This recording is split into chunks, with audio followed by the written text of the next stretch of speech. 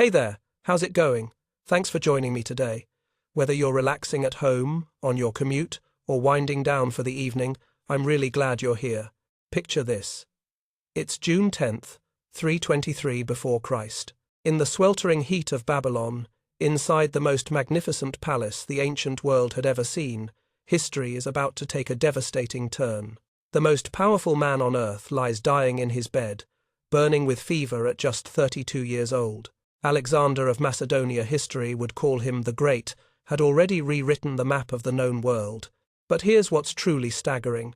As he lay there, gasping for breath in that ornate chamber, his greatest conquests still lay ahead of him. The man who had never lost a single battle was about to lose the ultimate war against time itself. Let me paint you a picture of what Alexander had already accomplished by this moment. His empire stretched 3,000 miles across 3 continents, from the sun-baked pyramids of Egypt to the monsoon-drenched forests of India.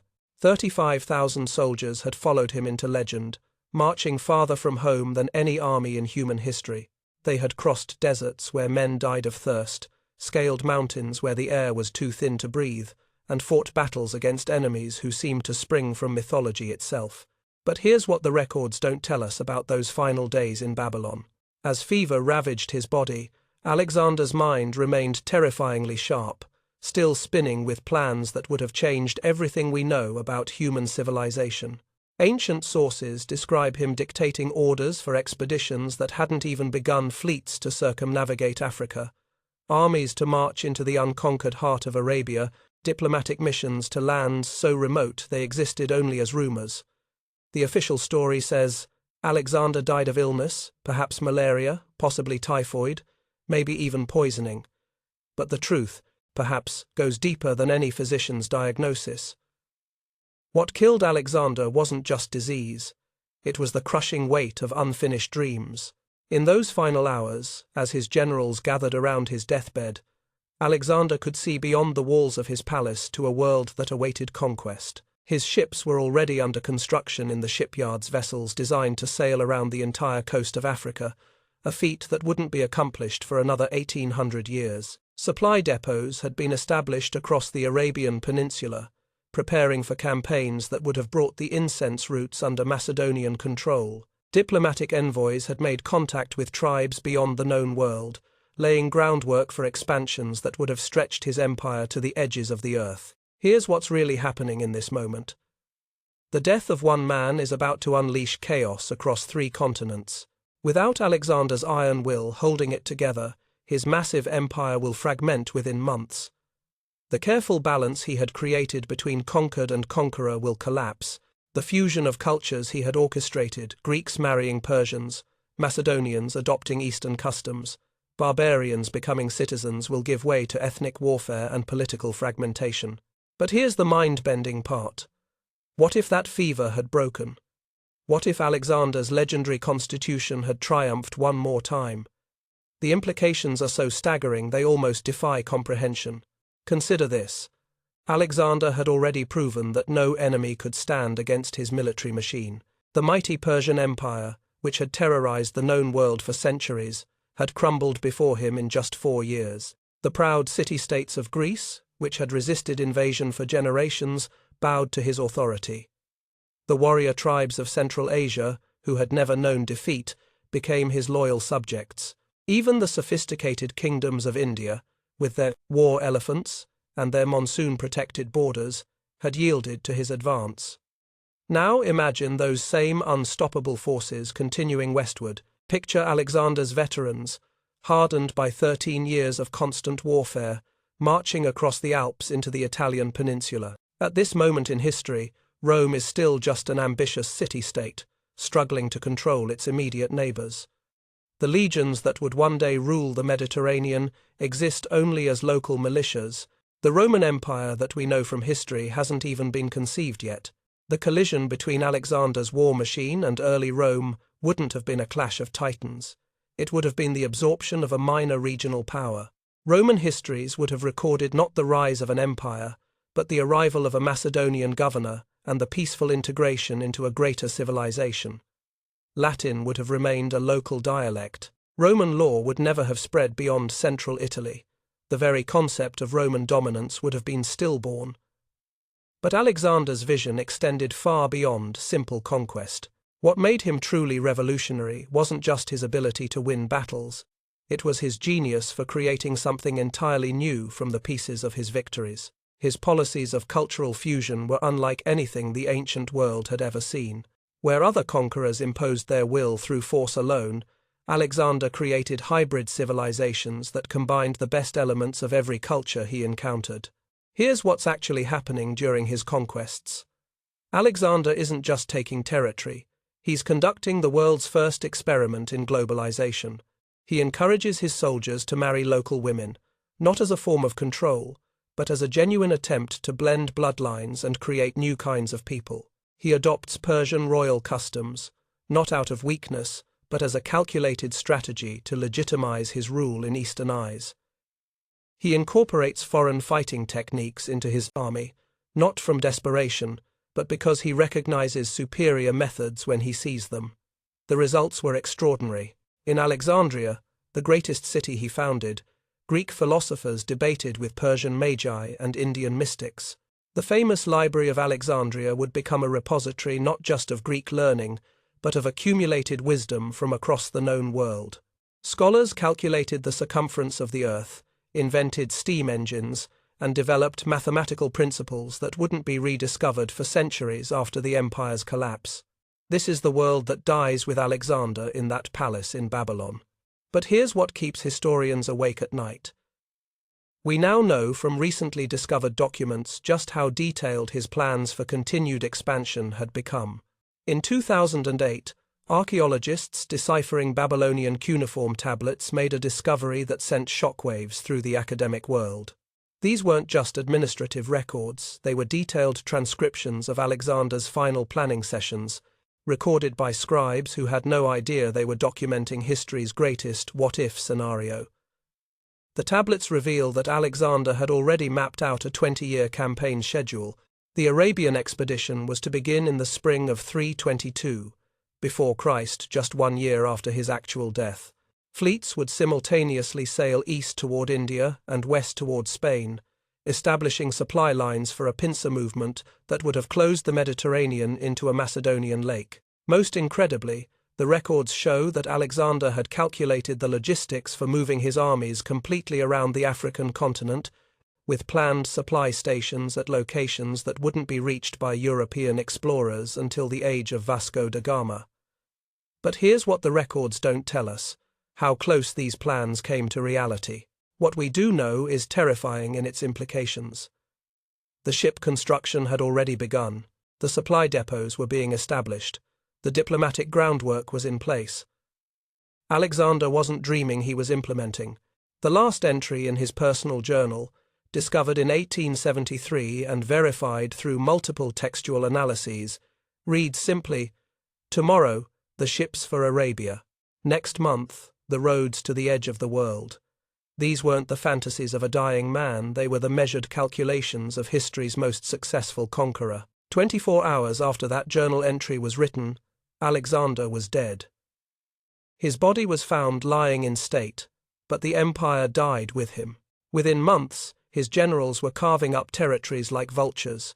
Within years, his unified vision had shattered into dozens of competing kingdoms. Within decades, the very idea of global empire had been forgotten, not to resurface until the age of European colonialism, and even then, never with Alexander's sophisticated understanding of cultural integration. Here's the pattern that emerges when we examine the evidence. Alexander wasn't just conquering territory, he was creating something completely new in human history, a single civilization that could incorporate and improve upon every culture it encountered. His death didn't just end one man's ambition, it terminated an experiment in human unity that was already showing unprecedented results. The implications stretch far beyond military conquest. A surviving Alexander would have meant no Roman Empire to spread Latin across Europe, no Christian empire to shape Western civilization, no Islamic expansion to dominate the Middle East and North Africa. Instead, the world would have seen the emergence of a Hellenistic global culture, based not on religious doctrine or ethnic dominance, but on the systematic integration of the best elements from every corner of the earth. But perhaps most intriguingly, the death in Babylon represents something we're only beginning to understand: the incredible fragility of human progress. One man's survival, one fever breaking instead of worsening, could have prevented the Dark Ages, accelerated technological development by centuries, and created a fundamentally different trajectory for human civilization. The merchant records from Alexandria tell us that scholars there had already begun work on steam-powered ships, using principles that wouldn't be rediscovered until the Industrial Revolution. Indian mathematicians working under Alexander's patronage had developed computational methods that wouldn't resurface until the Islamic Golden Age. Persian astronomers had calculated planetary motions with an accuracy that European science wouldn't match until Copernicus. All of this dies in that palace room in Babylon. But not immediately. The terrible irony is that Alexander's empire had already proven it could function. For 13 years, it had held together across impossible distances, incorporating impossible diversity, achieving impossible victories. The system worked. The vision was sound. The only missing element was time. In his final hours, as consciousness flickered in and out, Alexander could see the shape of what he had almost achieved: a world where the same currency bought goods from Spain to India, where the same laws protected citizens from Britain to Afghanistan, where the same schools taught children in Egypt and Germania alike, where the accumulated wisdom of every civilization was preserved, studied, and improved upon in a network of cities that stretched across the globe. This is what ends on June 10th, 323 before Christ. Not just one man's life, but the first serious attempt at creating a truly unified human civilization.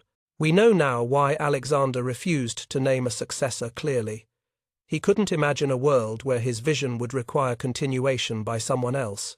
The empire was too vast, too complex, too revolutionary to survive without the singular genius that had created it.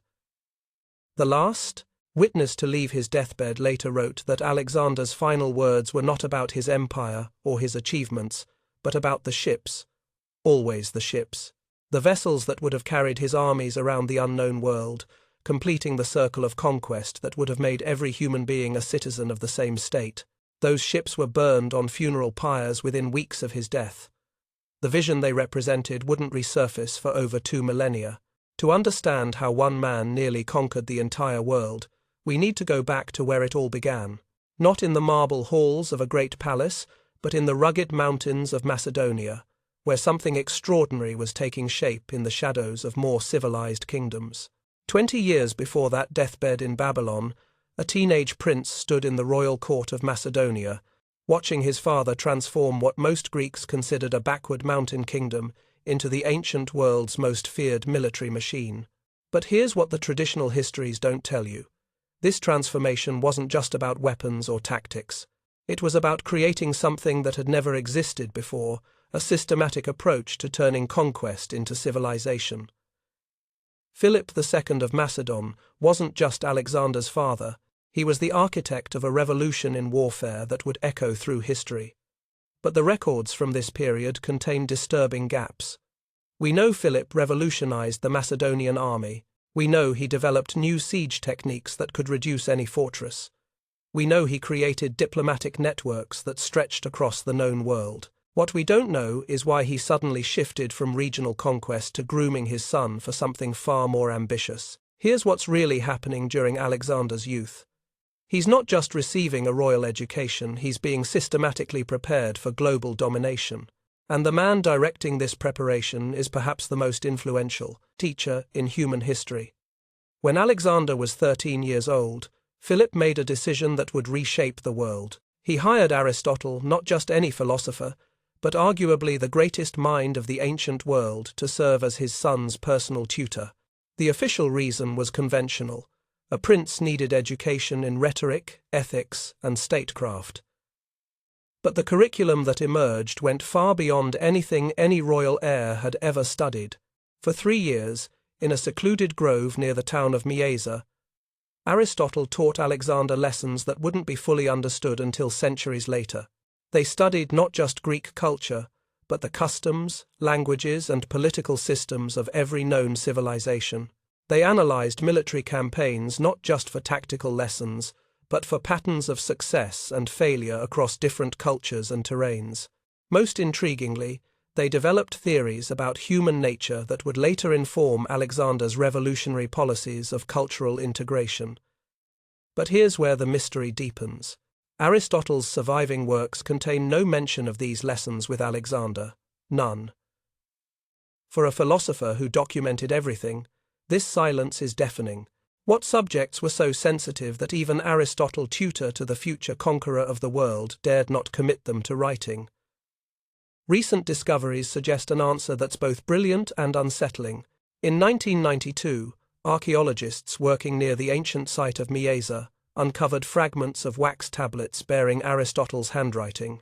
The content was unlike anything in his published works, detailed analyses of how different cultures could be combined, systematic studies of what made empires succeed or fail, theoretical frameworks for governing populations that had never before been unified.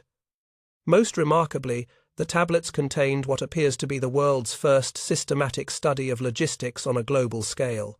Aristotle had calculated supply requirements for armies marching across every known terrain.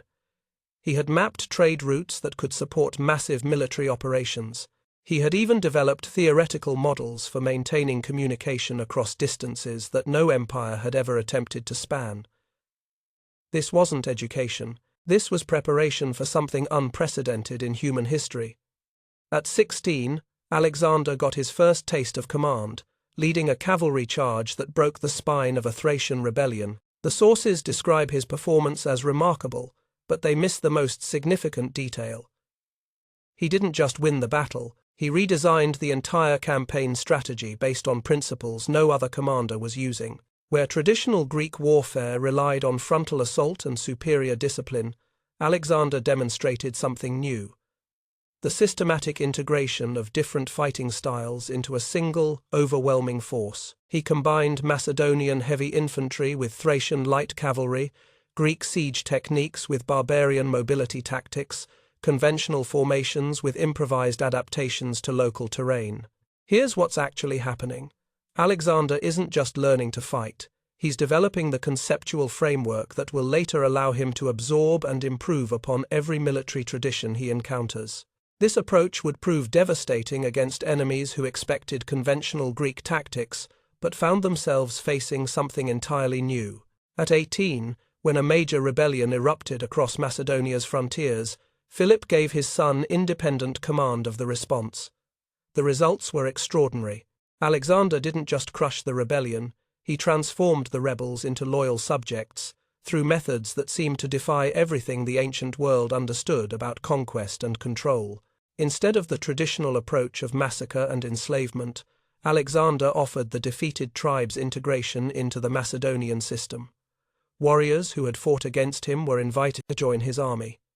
Local leaders who submitted were confirmed in their positions. Cultural practices were preserved and even celebrated. Within months, former enemies were fighting alongside Macedonians with a loyalty that astounded contemporary observers. But the ancient sources struggle to explain why this approach worked. Modern analysis suggests that Alexander had grasped something about human psychology that wouldn't be formally understood until the 20th century. People fight hardest for systems they help create. By making conquered peoples partners in the imperial project rather than subjects of it, he transformed conquest from a zero-sum game into a positive-sum opportunity. The pattern would repeat throughout his career. But it begins here, in these early campaigns where a teenage prince demonstrates mastery of principles that most rulers never learn in a lifetime. Then came the event that would thrust Alexander onto the world stage decades earlier than anyone expected. In 336 before Christ, Philip II was assassinated at his daughter's wedding, struck down by his own bodyguard in circumstances that remain murky to this day. The official story speaks of personal grudges and court intrigue. But here's what the records don't tell us. Philip's death came at precisely the moment when his preparations for Asian conquest were complete. Armies had been assembled, supply lines had been established, diplomatic agreements had been negotiated. The invasion of Persia was scheduled to begin within months. Some historians suggest that Philip's assassination was the work of Persian gold, an attempt to decapitate the Macedonian threat before it could fully develop. Others point to domestic conspiracies, nobles who feared Philip's growing power. But the timing suggests something more complex.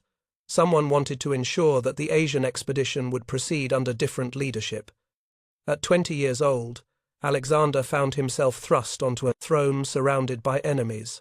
Macedonia's subject peoples sensed opportunity in the transition. Persian agents worked to destabilize the succession. Greek city-states that had submitted to Philip began planning rebellion. The carefully constructed Macedonian hegemony seemed on the verge of collapse. But Alexander possessed something that surprised everyone, including his enemies. He had absorbed not just his father's military innovations, but had already begun improving upon them. Where Philip had created a revolutionary army, Alexander would create something unprecedented, a force capable of sustained operations across unlimited distances, against unlimited varieties of enemies, for unlimited periods of time. His first campaigns revealed the deadly precision of the Macedonian war machine he had inherited and perfected. The sarissa, an 18-foot spear that gave Macedonian infantry devastating reach, had been Philip's innovation. But Alexander modified the formation tactics to make the phalanx more flexible, capable of adapting to different terrains and enemy types. The result was a force that combined the stopping power of a fortress with the mobility of light infantry. The companion cavalry, Philip's elite heavy horsemen, became under Alexander something even more formidable, a strategic weapon capable of delivering decisive hammer blows at precisely the right moment in any battle. But Alexander's true innovation was in how he coordinated these different elements. Where other commanders used cavalry and infantry as separate forces, Alexander created a system where each element enhanced the effectiveness of all others. Within 3 years of taking the throne, he had crushed rebellions across Macedonia's frontiers, intimidated the Greek city-states into renewed submission, and prepared for the great adventure that would define his legend. But here's what makes this preparation period so remarkable. Every decision Alexander made during these early years served the larger goal of global conquest. When he destroyed Thebes as an example to other Greek cities, he didn't just eliminate a military threat. He demonstrated that Greek cultural solidarity meant nothing when faced with Macedonian efficiency. When he pardoned Athens despite their rebellious intentions, he showed that submission would be rewarded with preservation. When he reorganized the Macedonian army structure, he created units capable of fighting effectively, whether they numbered 5,000 or 50,000. Most significantly, during this period, Alexander began implementing policies that would later prove crucial to managing a global empire. He started incorporating foreign warriors into Macedonian units, not as auxiliaries but as full members of the military system. He began studying foreign languages and customs, not out of academic interest but as practical preparation for ruling diverse populations. He developed administrative systems that could function effectively, whether governing a mountain valley or a river delta. The ancient sources describe these innovations as natural expressions of Alexander's genius, but modern analysis suggests something more systematic. Every policy, every reform, every strategic decision during this period reflects preparation for challenges that no Macedonian king had ever faced. Alexander wasn't just securing his immediate kingdom, he was building the foundation for conquering the world. In the spring of 334 before Christ, Alexander crossed the Hellespont with 35,000 men, beginning the campaign that would make him master of the known world. But as his ships disappeared beyond the horizon, carrying the most sophisticated military machine the ancient world had ever seen, few observers realized they were witnessing something unprecedented in human history. This wasn't just another war between kingdoms. This was the beginning of humanity's first systematic attempt to create a single, unified global civilization. And leading it was a 22-year-old king who had spent his entire life preparing for exactly this moment. The boy who had stood in his father's court, watching Macedonia transform from a backward kingdom into a military powerhouse, was about to attempt something no human being had ever dreamed possible: the conquest and unification of the entire earth. But here's what the records don't tell us about those final preparations. Alexander had already begun planning for campaigns that wouldn't begin for years, against enemies he hadn't yet met, in territories that existed only as rumors. His vision extended far beyond the conquest of Persia. From the very beginning, he was preparing for something far more ambitious and far more dangerous than anyone around him realized. The ships that carried him across the Hellespont were the first vessels in history to carry the seeds of truly global empire. What happened next would either fulfill the most ambitious dream in human history or destroy the dreamer in the attempt. Had Alexander lived beyond that fever in Babylon, the next 20 years would have rewritten not just political maps, but the entire trajectory of human civilization. What we're about to explore isn't fantasy, it's reconstruction, based on documented plans, established patterns, and the terrifying efficiency of a war machine that had never known defeat. But here's what makes this alternate history so unsettling. We now know how close it came to reality. The ships were built, the supply lines were established, the diplomatic groundwork was complete. Alexander wasn't dreaming about future conquests, he was implementing them. The Arabian expedition was scheduled to begin in the spring of 322, before Christ, just 1 year after his actual death. Ancient sources describe the preparations in detail, but they miss the most significant aspect. This wasn't meant to be just another conquest. It was the first phase of a systematic campaign to encircle and control the entire Mediterranean world. Picture Alexander's armies sweeping into the Arabian Peninsula, not as raiders seeking quick plunder, but as the advance guard of a civilization-building project. His target wasn't just territory, it was the incense routes that made kingdoms rich, the trade networks that connected 3 continents, the strategic positions that would allow a single power to control commerce between Asia, Africa, and Europe. The logistics alone reveal the scope of his vision.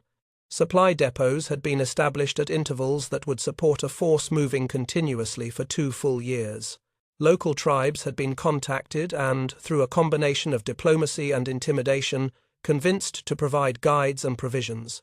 Most remarkably, Alexander had arranged for coordinated naval operations that would have established permanent bases along both the Red Sea and Persian Gulf coasts. But here's what the sources don't tell us. The Arabian campaign was never intended to be an end in itself. Recently discovered documents reveal that Alexander had planned it as preparation for something far more ambitious: the circumnavigation and conquest of Africa. The concept seems impossible until you examine what Alexander had already achieved. In 13 years, he had moved armies across distances that challenged the limits of ancient logistics. He had fought successful campaigns in deserts, mountains, river deltas, and monsoon forests. He had demonstrated that any geographic obstacle could be overcome with sufficient preparation, determination, and systematic planning.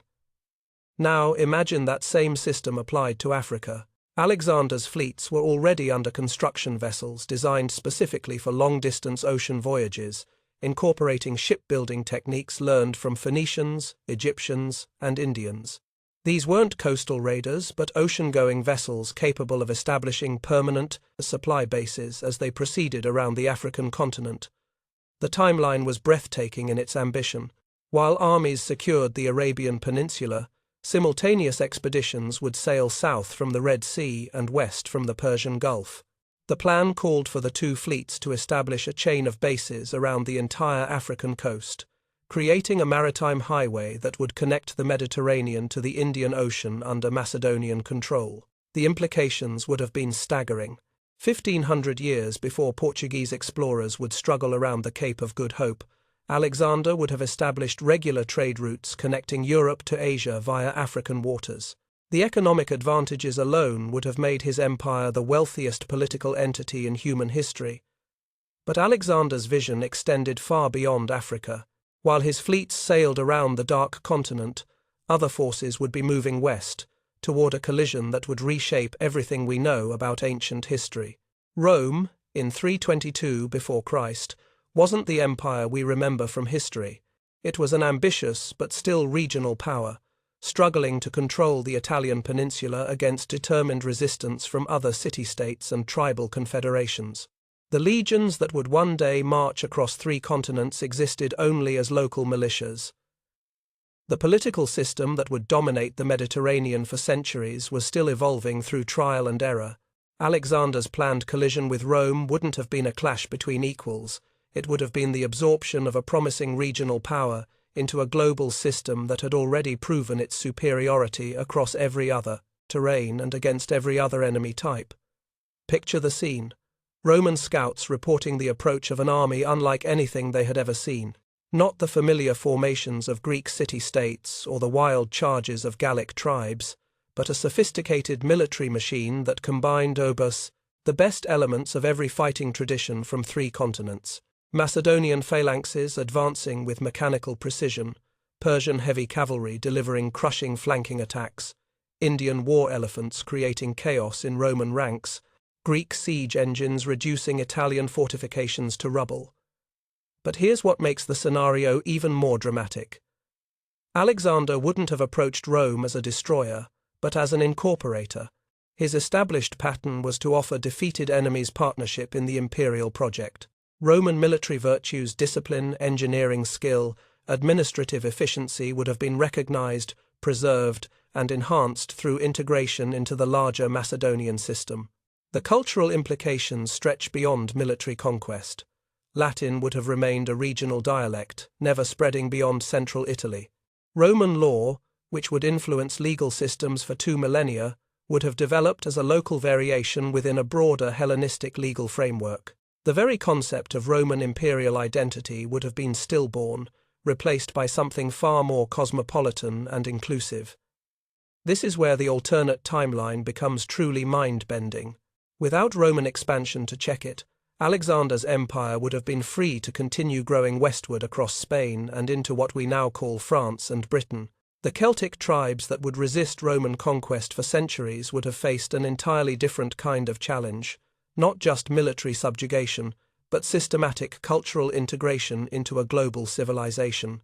The archaeological evidence suggests that Alexander had already begun preliminary contacts with peoples beyond the known world. Artifacts found in Britain show signs of Hellenistic influence dating to the early 3rd century. Before Christ, exactly when Alexander's westward expansion would have reached the Atlantic coast, similar traces appear in archaeological sites across what is now France and Germany. But perhaps most intriguingly, recent analysis of ancient Chinese texts reveals references to Western expeditions arriving by sea during this exact time period. The descriptions match Macedonian military equipment and tactics with uncanny precision. If accurate, these accounts suggest that Alexander's fleets had already begun exploring routes to Asia that wouldn't be rediscovered until the age of European colonialism. Here's what's actually happening in this alternate timeline. The emergence of history's first truly global empire, but one operating according to principles completely different from anything that would follow. Where later empires would be built on ethnic dominance or religious conversion, Alexander's system was based on systematic cultural integration and mutual benefit. The fusion policies he had already implemented in his actual conquests provide a template for understanding how this would have worked on a global scale. Macedonian soldiers marrying Celtic women, Greek philosophers debating with Druids in sacred groves, Persian administrators governing Germanic tribes according to principles that combined the best elements of both systems. The technological implications alone would have accelerated human development by centuries. The Library of Alexandria, which would become the ancient world's greatest center of learning, was already incorporating knowledge from across Alexander's existing empire. Imagine that same institution with access to the accumulated wisdom of every culture on Earth. Indian mathematics combined with Greek geometry, Chinese engineering techniques enhanced by Persian craftsmanship, Celtic metallurgy improved through Egyptian chemistry. The scientific revolution that we associate with Renaissance Europe might have begun in ancient Alexandria, with consequences that stretch far beyond any single breakthrough. But here's where the timeline becomes both fascinating and terrifying. A global Alexandrian empire would have prevented the rise of every major religion that shaped subsequent history. No Roman Empire means no eventual adoption of Christianity as a state religion. No fragmentation of Alexander's dominions means no power vacuum for Islam to fill. No cultural isolation means no development of closed religious systems. Instead, Alexander's policies of systematic cultural integration would have created something unprecedented: a global civilization based on philosophical inquiry rather than religious doctrine, on cultural synthesis rather than ethnic dominance, on practical cooperation rather than ideological conflict. The implications stretch into every aspect of human development. No dark ages, because the institutions preserving ancient knowledge would never have been disrupted. No religious wars, because the political system would have been based on inclusion rather than conversion. No ethnic conflicts, because the empire's success would have depended on cooperation between different peoples. But perhaps most remarkably, this alternate timeline might have led to global exploration and technological development that we can barely imagine. Alexander's systematic approach to logistics and conquest would have inevitably led to transoceanic expeditions.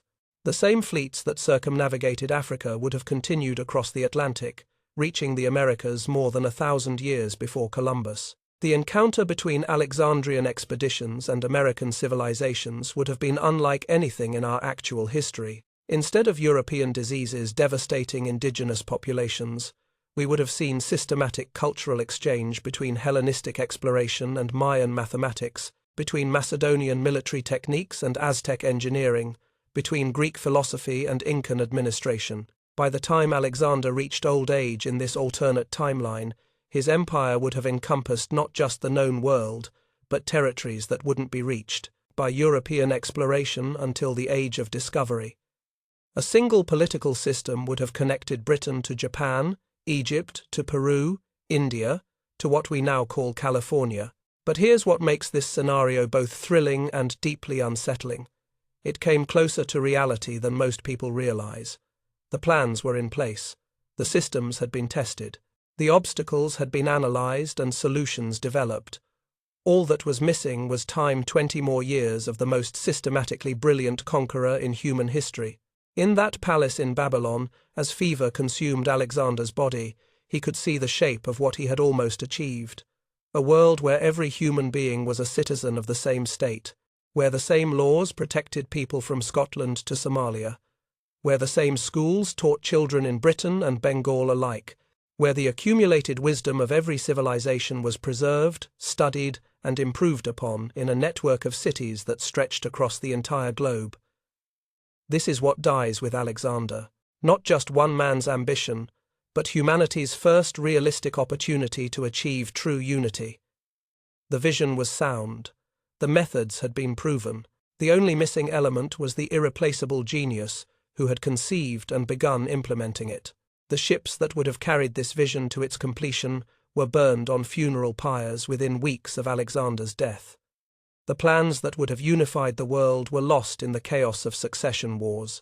The opportunity to create a single human civilization was buried with the man who had almost made it reality. For over 2,000 years, scholars have been obsessed with one of history's greatest puzzles. What was Alexander really planning when death cut short his unprecedented career? The official accounts speak of illness and the natural end of a brilliant life. But here's what keeps researchers working late into the night in dusty archives and remote excavation sites.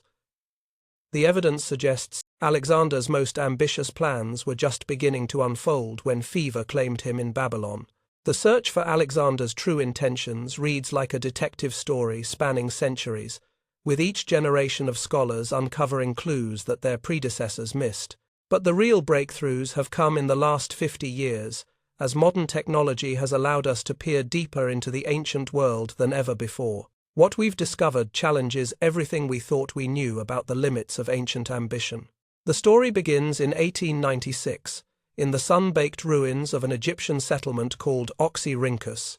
British archaeologists Grenfell and Hunt were sifting through what they expected to be routine household refuse when they uncovered something that made them question their understanding of Alexander's final years. Wrapped in the mummified remains of a crocodile, they found papyrus fragments that would revolutionize Alexander studies. The papyri contained what appeared to be military supply lists, but on a scale that defied comprehension. One fragment listed provisions for 60,000 men for 18 months of continuous campaigning, another detailed specifications for ships designed for ocean voyages lasting up to 2 years. Most intriguingly, a third fragment contained geographic references to locations that wouldn't be reached by known expeditions for over a millennium. But here's what the archaeologists couldn't have known at the time. They had discovered evidence of planning for expeditions that Alexander never had the chance to launch. The supply lists weren't for campaigns that had occurred, they were for campaigns that were about to begin when death intervened. For decades, scholars debated the meaning of these documents. Some dismissed them as fantasies or administrative errors. Others argued they represented plans so ambitious that they couldn't possibly have been serious. But as more evidence emerged, a different picture began to take shape, one that revealed Alexander as an even more systematic and far-sighted planner than anyone had imagined. The breakthrough came in 1967, during underwater excavations near Alexandria. The ancient harbour had silted up over centuries, preserving structures that revealed the true scope of Alexander's maritime ambitions. What archaeologists found beneath the Mediterranean waters challenged every assumption about ancient shipbuilding capabilities. The harbour constructions weren't designed for the coastal vessels that dominated ancient trade. These were deep-water facilities, capable of servicing ships larger than anything previously known from the ancient world. The dimensions suggested vessels capable of carrying supplies for extended ocean voyages, with defensive capabilities that would allow them to operate independently for months at a time. But here's what made the discovery truly remarkable. Radiocarbon dating revealed that construction had begun in the final years of Alexander's life. These weren't facilities built by his successors, they were part of Alexander's own preparations for expeditions that death prevented him from launching. Dr. Sarah Martinez, the marine archaeologist who led the expedition, described the moment of realization. We were looking at infrastructure for maritime operations on a scale that wouldn't be seen again until the age of exploration. Alexander wasn't just planning to conquer more territory, he was preparing to circumnavigate the globe. Modern satellite archaeology has taken the investigation even further, revealing evidence of Alexander's plans across territories that span 3 continents. High-resolution imaging has identified construction patterns that match Macedonian military engineering at sites from Spain to Central Asia, many in locations that traditional histories claim Alexander never reached. The most dramatic discoveries came from the Sahara Desert, where satellite reconnaissance identified what appeared to be artificial water sources spaced at regular intervals along a north-south route across the continent. Ground truthing expeditions confirmed that these were indeed ancient constructions, designed to support large-scale military operations across previously impassable terrain. Dr. James Whitfield, who spent 5 years mapping these installations, explained their significance. What we're seeing is evidence of systematic preparation for the conquest of sub-Saharan Africa. Alexander had figured out how to move armies across the Sahara 1,500 years before Islamic expeditions would attempt the same routes. But perhaps the most extraordinary revelations have come from computer modeling of Alexander's logistical capabilities. Modern military analysts, working with historians and archaeologists, have used advanced simulation software to test whether Alexander's documented supply systems could have supported the global campaigns suggested by the archaeological evidence. The results are startling. Alexander's logistical innovations, his standardized equipment, his efficient supply chains, his systematic approach to local procurement could indeed have supported military operations on a truly global scale. The same systems that had moved 35,000 men from Macedonia to India could have been scaled up to support expeditions to Britain, sub-Saharan Africa, and even transoceanic voyages. Colonel David Harrison, who led the Military Analysis Project, described the implications. Alexander had essentially solved the fundamental problem of pre-modern warfare: how to maintain effective fighting forces at unlimited distances from their home base. Once you crack that code, geographical limits become merely logistical challenges. When a team of Assyriologists at Oxford University made a breakthrough in deciphering Babylonian cuneiform tablets that had been gathering dust in museum collections for over a century. These weren't just administrative records, They were detailed transcriptions of planning sessions from Alexander's final months, recorded by scribes who had no idea they were documenting history's most ambitious expansion plans. The tablets reveal that Alexander had developed a systematic approach to global conquest that was breathtaking in its scope and sophistication. The Arabian expedition was merely the first phase of a coordinated campaign that would have simultaneously moved forces west towards Spain, south into Africa, and east toward China. The timeline called for these multiple campaigns to converge after 20 years, creating a unified global empire under Macedonian control. Professor Elena Komnenos, who led the translation project, described the moment when the true scale of Alexander's plans became clear. We weren't just reading military orders, we were looking at the blueprint for the first attempted world government in human history.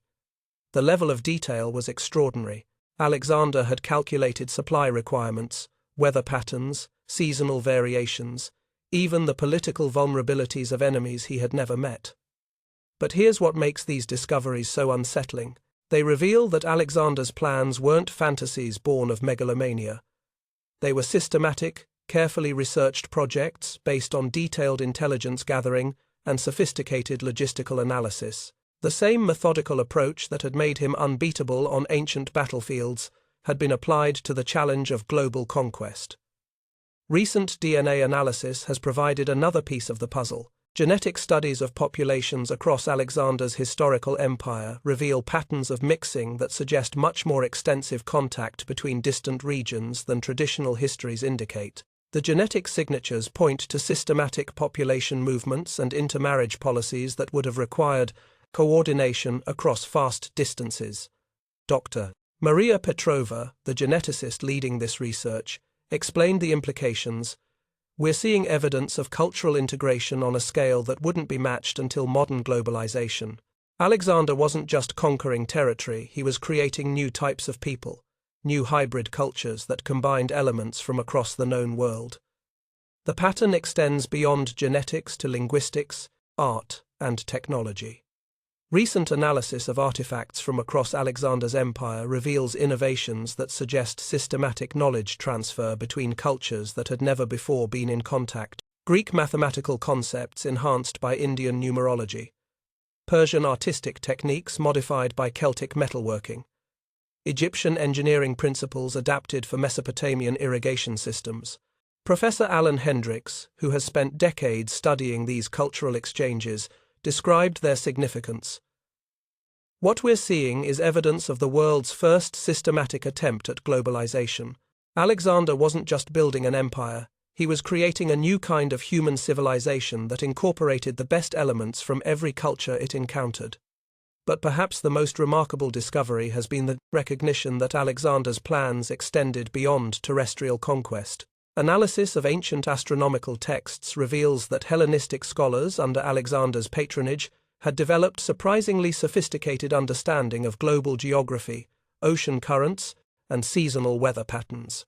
The calculations suggest that Alexander's expedition planners had worked out routes for circumnavigating Africa, crossing the Atlantic to the Americas, and even reaching Asia by sailing east from Europe. These weren't theoretical exercises, they were practical planning documents for expeditions that would have given Alexander's empire global reach centuries before such voyages were thought possible. Dr. Robert Chen, who specializes in ancient scientific texts, explained the implications. Alexander's scholars had essentially figured out how to reach every continent on Earth using ancient technology. The mathematical models are sound, the geographic understanding is accurate, and the logistical planning is detailed enough to have actually worked. The convergence of all this evidence paints a picture that's both thrilling and terrifying. Alexander's death didn't just end one man's career, it terminated humanity's first serious attempt at creating a unified global civilization. The plans were sound, the methods had been tested, the resources were available, and the timeline was achievable. Recent discoveries continue to add pieces to this incredible puzzle. In 2019, excavations in Afghanistan uncovered a Macedonian military depot that contained supplies for campaigns that never occurred. The preservation was remarkable: weapons, armor, and provisions that had been waiting for over 2 millennia for armies that would never come to claim them. The depot's layout revealed Alexander's systematic approach to expansion. Everything was positioned for rapid deployment toward multiple targets: west toward Europe, north toward the steppes, east toward China. The same location could support expeditions in any direction, depending on strategic priorities and opportunities. But here's what the evidence doesn't tell us: why Alexander was so confident these expeditions would succeed. The scale of his planning suggests certainty about outcomes that seems almost supernatural. Either Alexander possessed intelligence about distant lands that far exceeded anything in the historical record, or his confidence was based on systematic analysis of patterns that allowed him to predict success with remarkable accuracy. The investigation continues, with new discoveries emerging regularly. Each finding adds another piece to the puzzle of what might have been history's most ambitious project. But the overall picture is now clear. Alexander's death in Babylon didn't just end one man's life, it terminated an experiment in human unity that was already showing unprecedented success and had the potential to reshape civilization itself. The scholars who dedicate their careers to understanding Alexander's true plans are essentially reconstructing the blueprint for a world that almost was. Their work reveals not just what happened, but what could have happened if one man's fever had broken instead of proving fatal. In dusty archives and remote excavation sites, modern detectives continue solving the mystery of Alexander's ultimate ambitions. Each discovery brings us closer to understanding the full scope of what humanity lost when history's greatest conqueror closed his eyes for the final time in that palace in Babylon. The evidence is overwhelming. Alexander wasn't just planning more conquests, he was implementing a vision of global unity that wouldn't be attempted again for over 2 millennia. And he came closer to achieving it than anyone realized. To understand how Alexander could have conquered the entire world, we need to examine the revolutionary military and political systems he had created, innovations so far ahead of their time that some wouldn't be seen again for over a millennium. This wasn't just an army. It was a civilization-building machine that combined cutting-edge military technology with sophisticated administrative systems and unprecedented approaches to cultural integration. But here's what makes Alexander's war machine so remarkable. It wasn't static. It evolved continuously, incorporating the best elements from every enemy it defeated and every culture it encountered. By the time of his death, Alexander had created something that had never existed before: a military and political system capable of adapting to any challenge and improving itself through each encounter. The foundation of Alexander's power was the Macedonian phalanx. But even this legendary formation had been revolutionized beyond anything his father Philip had envisioned. The sarissa, the 18-foot spear that gave Macedonian infantry their devastating reach, was just the visible symbol of a much deeper innovation in military thinking. Traditional Greek warfare relied on the clash of shield walls, with victory going to the side that could maintain formation longer under pressure. Alexander transformed this into something far more sophisticated, a tactical system where infantry, cavalry, and supporting elements worked together with mechanical precision to create overwhelming advantages at precisely the right moments. The genius lay in the details that ancient sources barely mention. Each Macedonian soldier carried standardized equipment manufactured to precise specifications. Their training emphasized not just individual fighting skills, but coordination with comrades in formations ranging from 8 men to 8,000. Most remarkably, the entire system was designed for continuous operation across unlimited distances and against unlimited varieties of enemies. Here's what's actually happening on Alexander's battlefields. His forces aren't just fighting, they're demonstrating a completely new approach to warfare that combines overwhelming tactical superiority with systematic adaptation to local conditions. Every engagement becomes a learning experience that makes the next encounter even more one-sided. The companion cavalry represents perhaps Alexander's most brilliant innovation.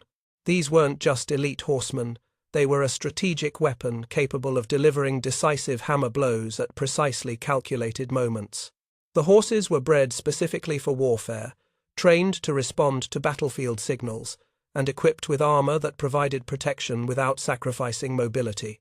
But the true revolution was in how Alexander coordinated cavalry operations with infantry movements.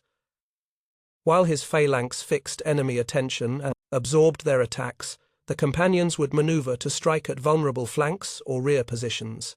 The timing required split-second coordination across forces that might be separated by miles of battlefield terrain. Recent analysis of ancient accounts reveals the sophistication of Alexander's tactical communications.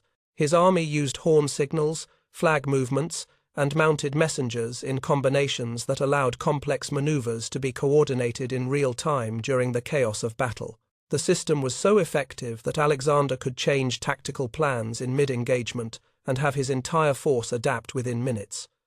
The siege warfare capabilities Alexander developed were equally revolutionary.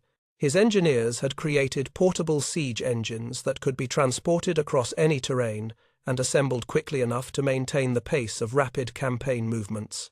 More importantly, they had systematized the process of reducing fortifications so that no defensive position could hold out long enough to slow the overall campaign timeline. But here's where Alexander's system becomes truly remarkable. The same innovations that made him unbeatable in battle also made him uniquely effective at building lasting political systems. The military machine was designed from the beginning to transition seamlessly from conquest to administration. The administrative genius began with standardization. Across Alexander's empire, the same weights and measures were used for trade. The same basic legal principles governed civilian disputes. The same military structure provided security and order. This wasn't imposed through force alone, it was implemented through systematic policies that made standardization advantageous for local populations. Alexander's approach to governing conquered territories was unlike anything the ancient world had seen. Instead of the traditional model of extraction and control, he created systems of integration that made former enemies into stakeholders in the imperial project. Local elites who submitted were confirmed in positions of authority. Regional customs were preserved and even celebrated. Economic policies encouraged prosperity rather than just tribute collection. The fusion policies Alexander implemented represented a revolution in thinking about empire itself. Traditional conquerors maintained separation between rulers and subjects, preserving ethnic and cultural distinctions that reinforced political hierarchies. Alexander systematically broke down these barriers, encouraging intermarriage between Macedonians and locals, adopting foreign customs when they proved effective, and creating hybrid institutions that combined the best elements from different traditions. Here's what's really happening. Alexander isn't just building an empire. He's creating a new kind of civilization that grows stronger through diversity rather than weaker. Each conquered territory doesn't just add resources to the imperial system, it adds innovations, knowledge, and capabilities that enhance the entire structure. The economic implications were staggering. Alexander's empire operated on a scale that wouldn't be matched until modern globalization. Trade routes connected Spain to India, Britain to Ethiopia, Central Asia to Egypt. The same currency facilitated commerce across 3 continents. Merchant networks could operate under consistent legal protections from one end of the known world to the other. But the true innovation was in Alexander's approach to human resources. His army incorporated fighting techniques from every culture it encountered: Scythian horse archery, Indian elephant warfare, Persian heavy cavalry, Celtic infantry tactics.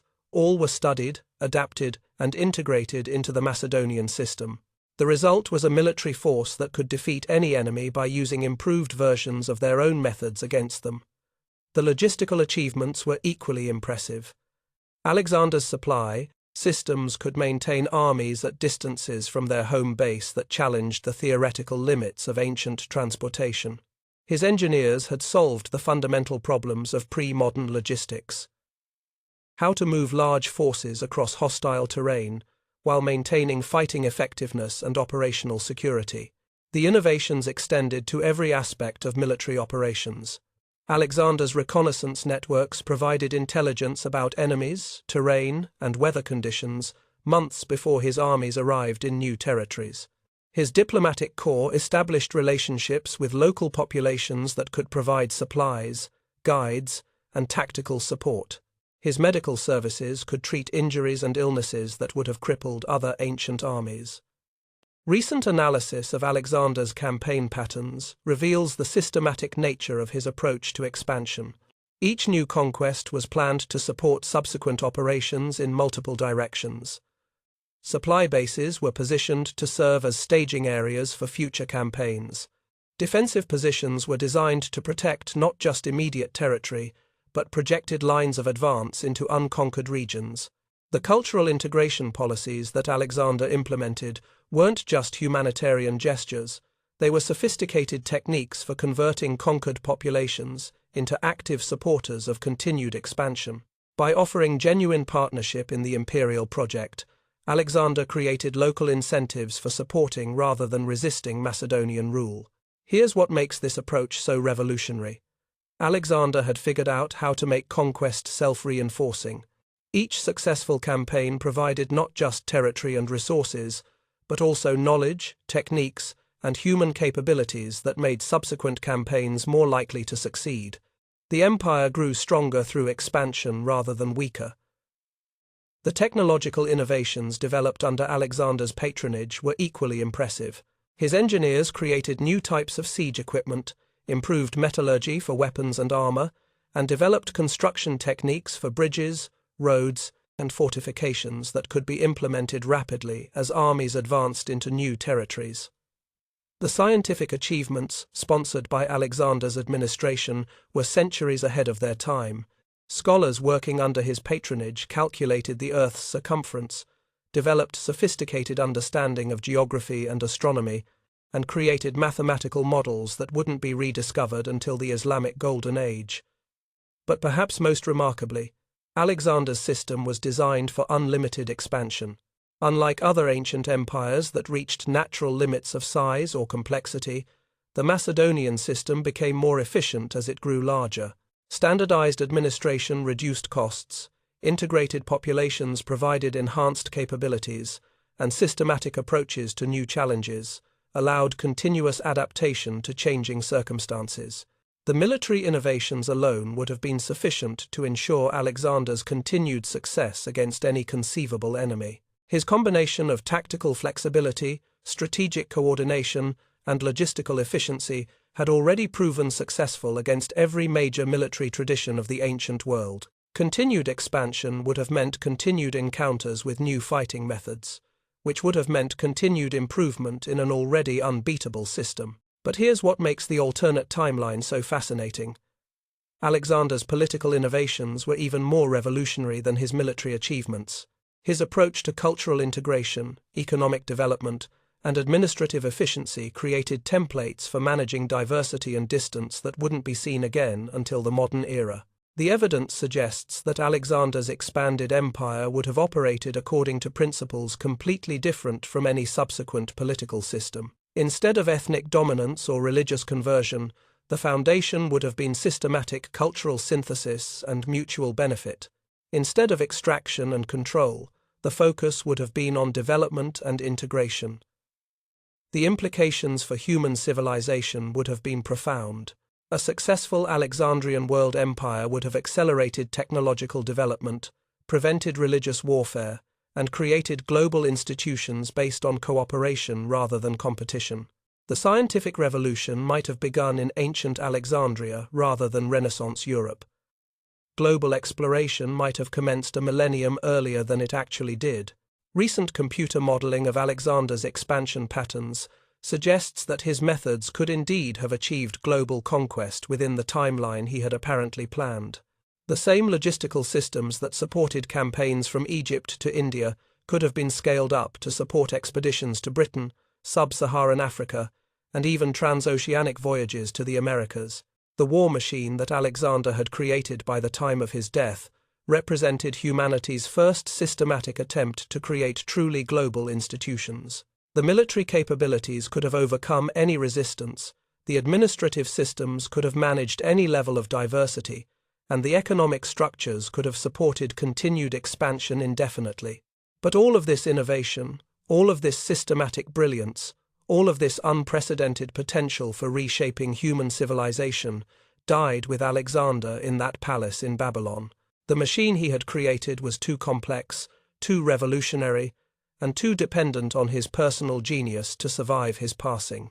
Within months of his death, the integrated system he had spent 13 years perfecting began fragmenting into competing elements. The cultural fusion policies were abandoned. The systematic approach to expansion was replaced by short-sighted territorial grabbing. The vision of global unity was lost in petty squabbles over immediate power. The world lost not just a conqueror, but the most sophisticated attempt at creating universal human institutions that would be seen for over 2 millennia. Alexander's revolutionary war machine represented humanity's best opportunity to achieve global unity through systematic cooperation rather than religious conversion or ethnic dominance. Alexander's death didn't just end one man's ambition, it shattered a vision of human unity that wouldn't emerge again for over 2 millennia. As fever consumed his body in that palace in Babylon, something far more significant than a single life was ending. Humanity's first realistic opportunity to achieve true global civilization was slipping away forever. But here's what makes this loss so profound. We now know just how close Alexander had come to achieving the impossible. The systems were in place, the methods had been proven, and the expansion was accelerating. His death represents one of history's most devastating interruptions, the termination of an experiment that was already showing unprecedented success. Within hours of Alexander's final breath, the greatest empire in human history began its transformation into something completely different. The careful balance he had maintained between dozens of cultures started collapsing. The systematic integration of conquered peoples into a unified civilization gave way to ethnic conflict and political fragmentation. The vision of a single world government died with the man who had almost made it reality. The immediate aftermath reveals just how dependent the entire system had been on Alexander's personal genius. His generals, who had followed him across 3 continents and never known defeat, proved incapable of maintaining the complex political structures he had created. Within months, they were carving up territories like carrion birds, destroying in weeks what had taken years to build. But the real tragedy wasn't the political fragmentation. It was the loss of momentum toward achievements that would have accelerated human development by centuries. Alexandria, the crown jewel of Alexander's empire-building vision, provides a glimpse of what the world lost when his unifying leadership disappeared. The Great Library of Alexandria, founded under Alexander's patronage, had already become something unprecedented in human history, a systematic attempt to collect and preserve all human knowledge. Scholars from across the known world gathered there, not as representatives of competing cultures, but as collaborators in a unified quest for understanding. Here's what was actually happening in Alexandria during Alexander's lifetime. The world's first scientific revolution was beginning. Greek mathematical principles were being enhanced by Indian numerical systems. Persian astronomical observations were being combined with Egyptian geometric knowledge. The accumulated wisdom of every civilization Alexander had encountered was being synthesized into new forms of understanding. The achievements were extraordinary. Scholars working under Alexander's patronage calculated the Earth's circumference with remarkable accuracy. They developed steam engines, created sophisticated mechanical devices, and made astronomical observations that wouldn't be equaled for over 1,000 years. Most remarkably, they approached these investigations with a systematic methodology that anticipated modern scientific thinking by centuries. But here's what the surviving records don't fully capture. These weren't isolated achievements by individual geniuses. They were the products of a systematic approach to knowledge that Alexander had implemented across his empire. The same policies that encouraged cultural integration in military and political affairs extended to intellectual pursuits. Eratosthenes, the scholar who calculated the Earth's circumference, didn't work alone. He coordinated observations with colleagues stationed across Alexander's empire, using a network of communication and cooperation that spanned 3 continents. The precision of his calculations depended on data gathered simultaneously in Egypt, Mesopotamia, and Central Asia. The mechanical innovations developed in Alexandria weren't just theoretical exercises, they were practical applications designed to solve real problems in Alexander's expanding empire. Steam-powered devices for lifting water in irrigation systems, mechanical calculators for managing complex logistics, precision instruments for navigation across unprecedented distances. Had Alexander lived, this scientific revolution would have accelerated rather than stagnated. The systematic integration of knowledge from every conquered culture would have continued, creating a cumulative effect that could have launched humanity into a golden age of discovery and innovation centuries before it actually occurred. But the loss extends far beyond scientific advancement. Alexander's cultural fusion policies were creating entirely new forms of human civilization that disappeared with his death. In cities across his empire, we can see evidence of cultural synthesis that wouldn't be seen again until the modern era. In Bactria, Greek artistic techniques were being combined with Persian traditions and Indian influences to create hybrid art forms of extraordinary sophistication. In Egypt, Hellenistic administrative methods were being adapted to local conditions while preserving traditional customs that maintained social stability. In Mesopotamia, Macedonian military efficiency was being integrated with centuries of accumulated expertise in irrigation and agriculture. Here's what's really happening. Alexander's empire was creating new types of people, hybrid populations that combined the best characteristics of every culture they encountered. Genetic analysis reveals patterns of systematic intermarriage that produced not just political integration, but actual biological fusion between previously separate populations. The linguistic evidence is equally remarkable.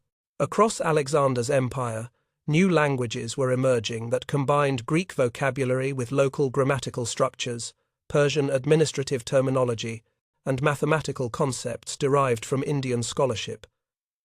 These weren't crude pidgins, but sophisticated communication systems that allowed complex ideas to be expressed and transmitted across cultural boundaries. The economic implications of Alexander's death were equally devastating. His empire had created the world's first truly global economy, with standardized currencies facilitating trade across distances that wouldn't be matched again until the age of European colonialism. Merchant networks connected Spain to India, Britain to Ethiopia, Central Asia to Egypt. But this wasn't just a larger version of traditional trade systems. Alexander's economic policies encouraged technological transfer and innovation diffusion on an unprecedented scale. Indian mathematical techniques were spreading to Europe. Chinese metallurgical innovations were being adapted in Africa. Persian agricultural methods were being implemented across the Mediterranean. The systematic destruction of these networks following Alexander's death represents one of history's greatest economic catastrophes. Within decades, the global connections that had facilitated rapid technological and cultural advancement were reduced to scattered regional systems. The momentum toward economic integration that could have unified human civilization was permanently lost. The religious and philosophical implications are perhaps even more significant. Alexander's policies of cultural tolerance and systematic integration were preventing the development of exclusive religious systems that would later divide humanity into competing ideological camps. Instead of the rigid orthodoxies that would characterize subsequent civilizations, Alexander's empire was fostering philosophical inquiry and religious syncretism. Greek rational methods were being combined with Persian spiritual traditions, Indian meditation practices, and Egyptian mystery religions. The result was a form of intellectual culture that emphasized investigation over dogma, synthesis over exclusion. Had this approach continued, the major world religions that would later cause centuries of warfare might never have developed in their historically divisive forms. Instead of Christianity, Islam, and Buddhism as competing systems, we might have seen the evolution of hybrid philosophical traditions that incorporated the best insights from all spiritual investigations. The political consequences are equally staggering. Alexander's systematic approach to governing diverse populations had created administrative methods that wouldn't be rediscovered until the modern era. His combination of local autonomy with central coordination provided a template for managing diversity that could have prevented centuries of ethnic and religious conflict. Recent analysis of administrative documents from across Alexander's empire reveals a sophisticated understanding of how to balance local traditions with imperial unity. Regional governors were encouraged to preserve cultural customs while implementing standardized legal and economic systems. Local elites were integrated into imperial administration while maintaining their traditional authority within their communities. This approach to diversity management was centuries ahead of its time. The same principles that Alexander used to govern his actual empire could have been scaled up to manage truly global diversity without the cultural destruction that characterized later imperial systems. But perhaps most remarkably, Alexander's empire was demonstrating that large-scale political unity could be achieved without ethnic dominance or religious conversion. The foundation of his system was practical cooperation and mutual benefit, rather than ideological conformity or cultural submission. Here's what we lost when Alexander died: proof that human beings could cooperate across any differences of culture, language, or tradition when offered genuine partnership in a larger project. His empire had already demonstrated that diversity could be a source of strength rather than division, that differences could be preserved while achieving unity of purpose. The technological development that would have resulted from continued Alexandrian expansion is almost impossible to calculate. The same systematic approach that had already produced remarkable innovations in military engineering, urban planning, and scientific investigation would have been applied to challenges that no single culture could have solved alone. Imagine the combination of Greek theoretical thinking with Chinese practical engineering, Persian administrative efficiency with Indian mathematical sophistication, Egyptian construction techniques with Celtic metallurgical innovations. The cumulative effect of systematic knowledge sharing across truly global networks could have accelerated human development in ways that we can barely comprehend. The exploration implications are equally profound. Alexander's planned circumnavigation of Africa would have been just the beginning of systematic global exploration. The same fleets that sailed around the Dark Continent would have continued across the Atlantic, reaching the Americas more than 1,000 years before Columbus. The encounter between Alexandrian expeditions and American civilizations would have been fundamentally different from the European contact that actually occurred. Instead of disease, conquest, and cultural destruction, we would have seen systematic cultural exchange between Hellenistic learning and Mayan mathematics, between Macedonian administrative methods and Incan engineering. By the time Alexander reached old age in this alternate timeline, his empire would have encompassed not just the known world of his time, but territories that wouldn't be reached by actual exploration until the age of discovery. A single political system would have connected every continent, facilitating knowledge transfer and cultural synthesis on a truly planetary scale. But all of this potential scientific advancement, cultural synthesis, technological acceleration, global exploration, human unity, died with Alexander in that palace in Babylon. The fever that consumed his body also consumed humanity's best opportunity to achieve true civilization based on cooperation rather than competition, diversity rather than dominance, synthesis rather than separation. The cities he founded continued his legacy for centuries, but without the unifying vision that had created them, they gradually lost their revolutionary character. Alexandria remained a center of learning, but increasingly isolated from the systematic global networks that had made its achievements possible. The cultural fusion he had initiated continued in some regions, but without central coordination, it fragmented into scattered local phenomena. Within a generation, the world had forgotten that global unity was possible.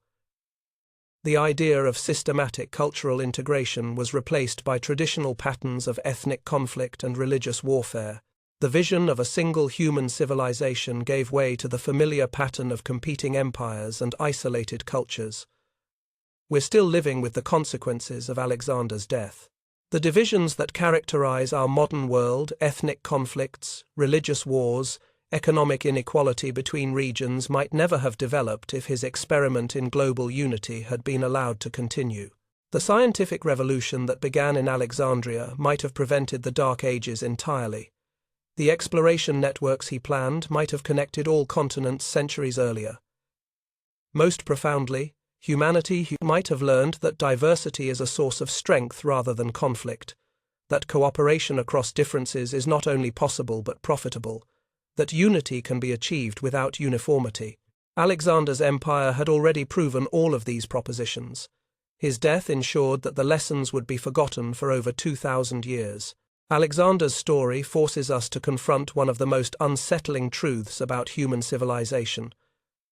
The choices made by extraordinary individuals can reshape the entire trajectory of our species. One man's survival, one fever breaking instead of proving fatal, could have prevented the Dark Ages, accelerated global exploration by centuries, and created a fundamentally different world where cooperation trumped conflict as the driving force of human development. But here's what makes Alexander's legacy so profound and disturbing. It reveals both the incredible potential and the frightening fragility of human progress. Everything we consider inevitable about our history, the rise of Christianity, the dominance of Europe, the development of separate national identities, might never have occurred if a single individual had lived 20 more years. The implications challenge our most basic assumptions about how history works. We like to believe that great movements emerge from deep social forces, that technological progress follows natural laws, that cultural development proceeds according to predictable patterns. Alexander's story suggests something far more chaotic, that the course of human civilization can hinge on factors as random as one man's immune system. Recent scholarship has only deepened this unsettling realization. The more we learn about Alexander's actual achievements and documented plans, the clearer it becomes that his death represents one of history's most consequential interruptions, not just of personal ambition, but of systematic experiments in human organization that were already showing unprecedented success. Here's what we've discovered about the nature of exceptional leadership. Alexander possessed a combination of qualities that appears only rarely in human history: tactical genius that never lost a battle, strategic vision that could plan operations decades in advance, administrative innovation that could govern diverse populations across impossible distances, cultural sensitivity that could unite rather than divide conquered peoples. But perhaps most remarkably, Alexander demonstrated something that challenges our understanding of human limitations: the ability to systematically improve upon every system he encountered. His military methods weren't just effective, they got better with each campaign.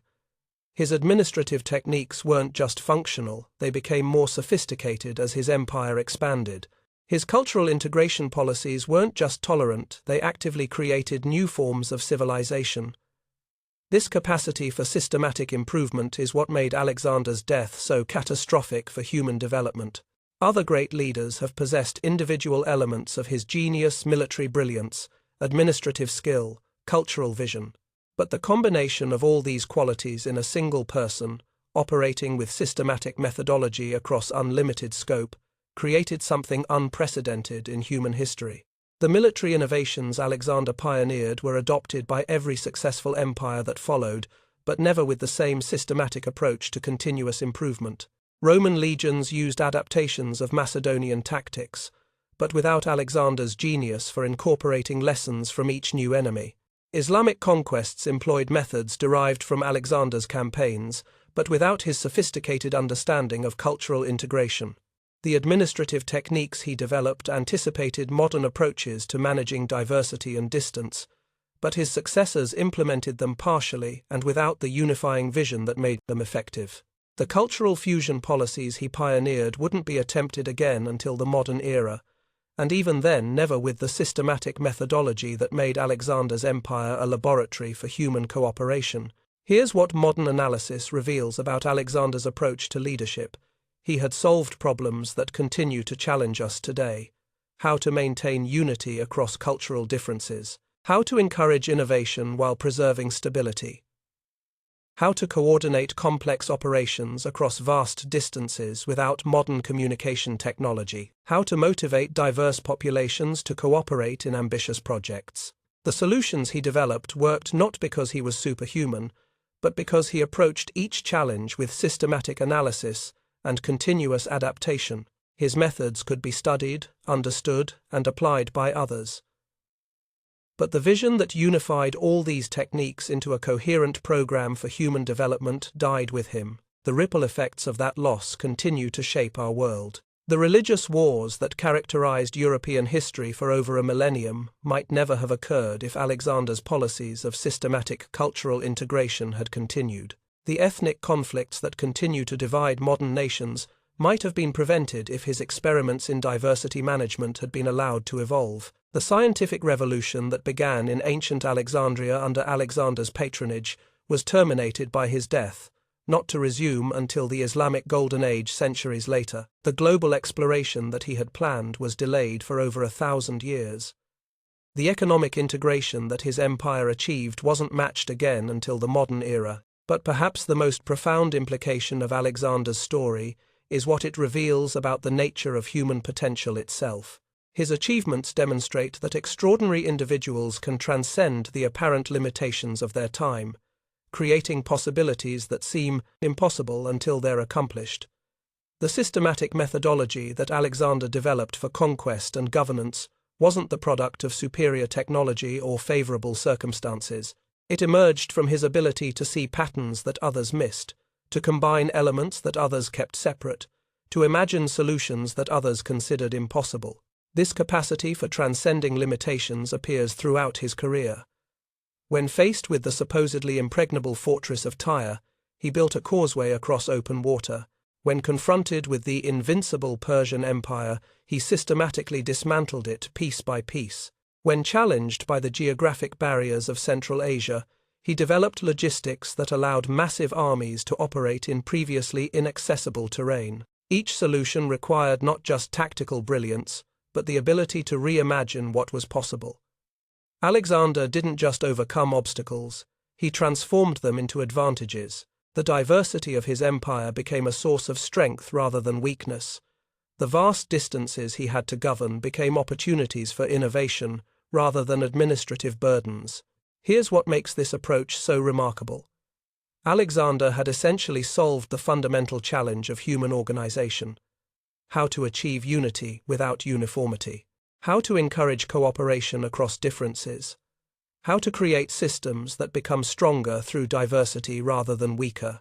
Modern organizational theory has only recently rediscovered principles that Alexander implemented instinctively over 2,000 years ago. His understanding of motivation, coordination, and systematic improvement anticipated management concepts that we consider cutting-edge today.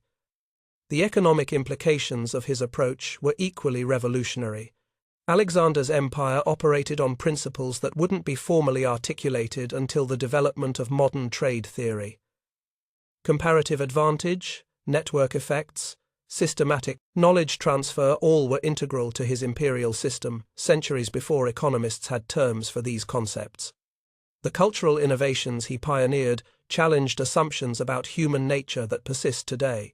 His successful integration of diverse populations demonstrated that ethnic and religious differences need not be sources of conflict. His policies of systematic intermarriage proved that biological mixing could strengthen rather than weaken social cohesion. These weren't just political techniques, they were experiments in human possibility that revealed capabilities our species rarely displays. Under Alexander's system, people routinely transcended the tribal loyalties and cultural prejudices that normally limit human cooperation. The technological acceleration that resulted from this cultural integration provides a glimpse of what human civilization might achieve when properly organized.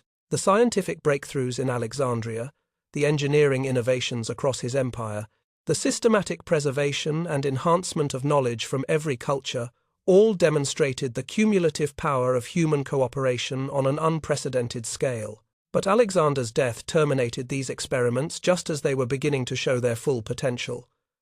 The fragmentation that followed wasn't just political, it was intellectual, cultural, and spiritual. The vision of unified human development was replaced by the familiar pattern of competing civilizations and isolated achievements. Recent discoveries continue to reveal the scope of what was lost. Archaeological evidence suggests that Alexander's planned expeditions would have reached territories that weren't contacted by known exploration for over a millennium. The systematic approach he had developed for cultural integration could have prevented the religious wars that devastated European development for centuries. The scientific methodology that emerged in Alexandria under his patronage might have launched systematic investigation of natural phenomena centuries before the actual scientific revolution. The economic networks he had established could have facilitated technological development and knowledge transfer on a truly global scale. But perhaps most significantly, Alexander's approach to leadership demonstrated that extraordinary individuals can create lasting institutions that transcend their personal limitations. His empire didn't fail because his methods were flawed. It collapsed because no one else possessed the combination of vision and capability needed to continue his experiment. This reveals something crucial about the relationship between individual genius and institutional development. Great leaders can create systems that are potentially immortal, but only if they succeed in training successors who understand both the methods and the vision that made success possible. Alexander's failure wasn't in conquest or administration, it was in succession planning. He created revolutionary approaches to human organization, but failed to ensure their continuation. The result was that humanity's most successful experiment in cooperation and systematic development died with its creator. The modern implications are profound. Alexander's story suggests that human civilization is far more fragile and far more contingent than we usually recognize. The progress we consider inevitable might depend on rare individuals who combine exceptional capability with systematic vision and the determination to transcend apparent limitations. But his legacy also reveals extraordinary potential. If one person could nearly achieve global unification using ancient technology, what might be possible today with modern communication, transportation, and organizational methods? Alexander's systematic approach to cultural integration, continuous improvement, and coordinated development provides a template for addressing challenges that continue to face our species. The ultimate question Alexander's story poses isn't just historical, it's contemporary. What extraordinary individuals might be working today on problems we consider unsolvable? What systematic approaches to human organization might be developing in ways we don't yet recognize? What potential for transcending current limitations might exist if we could identify and support exceptional capability combined with unifying vision? Alexander's achievement was to demonstrate that human beings can cooperate across any differences when offered genuine partnership in ambitious projects. His death proved that such achievements are fragile and depend on continued leadership that understands both the methods and the vision required for success. As we face modern challenges that require unprecedented cooperation, climate change, technological disruption, economic inequality, cultural conflict, Alexander's example becomes increasingly relevant, not as a model for conquest, but as a demonstration that human potential extends far beyond what most people consider possible. The fever that claimed Alexander in Babylon didn't just end one man's life, it terminated humanity's first systematic experiment in achieving our full potential as a cooperative species. The question his story leaves us with is whether we've learned enough from that loss to recognize and support similar experiments in our own time. In the end, Alexander's greatest conquest wasn't territorial, it was over human imagination itself. His story continues to inspire anyone who believes that extraordinary individuals can achieve the impossible, that systematic vision can transcend apparent limitations, and that human beings are capable of far more cooperation and achievement than our history usually demonstrates. The ultimate lesson of Alexander's life and death is both humbling and inspiring. Individual choices can reshape civilization. Human potential extends far beyond conventional limits, and the greatest tragedies in history often involve not what happened, but what almost happened and was lost forever. The world that Alexander envisioned, unified, cooperative, systematically developing the best elements from every human culture, remains as compelling today as it was over 2 millennia ago. The question is whether we've developed the wisdom to recognize and support such vision when it appears, or whether we'll continue to lose opportunities for transcending the limitations that divide and diminish our species. Alexander's story reminds us that extraordinary things are possible, but only when extraordinary individuals are supported by others who understand the stakes involved. In that palace in Babylon, as Fever claimed the most successful conqueror in human history, the world lost not just a great leader, but a demonstrated example of what our species might accomplish when we transcend the boundaries that normally limit human cooperation and achievement. The ships that would have carried his vision to completion were burned on funeral pyres within weeks of his death. But the vision itself remains, waiting for new leaders who possess the combination of capability and imagination needed to attempt the impossible once again.